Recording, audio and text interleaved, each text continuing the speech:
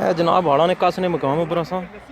ਤੇ ਇਹ ਜਿਹੜੇ ਹਾੜਾਂ ਨੇ ਕਸਰ ਥੱਲੇ ਬੰਦੇ ਰਹਿਣੇ ਨਾ ਇਹਨਾਂ ਨਾਲ ਮੂੜਾ ਲੱਗਿਆ ਸੀ ਇੱਥੇ ਬੂਟੇ ਕੱਪਣੇ ਪਰ ਹਾੜਾਂ ਨੇ ਕੱਸ ਨੇ ਏਰੀਏ 'ਚ ਮੋੜਾਂ ਵਿੱਚ ठीक है। ऐ तक बूटे कट्टन होया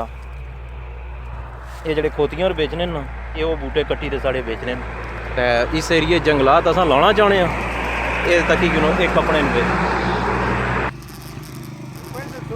ऐ असां जनाब आड़ा ने कस्से ने एरिए विचों ते इत्थे लगे असीं नाड़ ये बूटा तू कट्टिया बूटा तुसें पता मोलियो कितना टाइम लगेगा एक बूटा मोलिया कितना टाइम लाना कितने साल चाहिए जवान तुस राह बूटा कट्टने हो तुसा की इस गल्ला दा एहसास होना चाहिए ना एक बूटा कितने साल लाई के जवान होना